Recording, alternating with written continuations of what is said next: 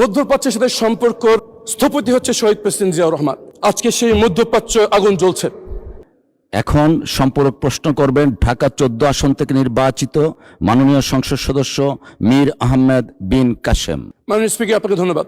মধ্যপ্রাচ্যের সাথে সম্পর্ক স্থপতি হচ্ছে শহীদ প্রেসিডেন্ট জিয়াউর রহমান। আজকে সেই মধ্যপ্রাচ্য আগুন জ্বলছে। যুদ্ধ বিগ্রহে আমাদের বাংলাদেশের নাগরিক সেখানে মৃত্যুবরণ করেছে।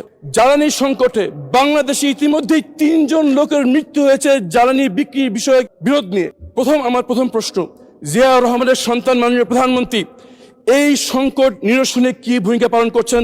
পররাষ্ট্রমন্ত্রী সারা বিশ্বে ঘুরে বেড়াচ্ছেন জাতিসংঘের প্রেসিডেন্সি পদে, সেখানে আমাদের এই জ্বালানি সংকটের ব্যাপারে কি ভূমিকা পালন করছেন আমরা সেটা জানি না।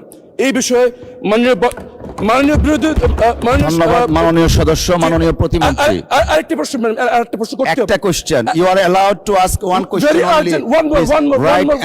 Right honourable member, you are allowed to ask one question only. Thank you. মাননীয় প্রতিমন্ত্রী। মাননীয় স্পিকার, আমাদের মাননীয় সংসদ সদস্যকে ধন্যবাদ জানাই। উনি বহু নির্যাতনের পরে উনি সংসদ সদস্য হয়েছেন, ওনাকে আমি সাধুবাদ জানাই এবং উনি যে এখানে বসেছেন সেজন্য আমি ওনাকে কংগ্রেচুলেট করি। কিন্তু উনি তো ব্যারিস্টার মানুষ, লয়ার মানুষ, ওনার সম্পূরক প্রশ্নের অর্থ বোঝা উচিত, কারণ সম্পূরক প্রশ্ন এটা ছিল না।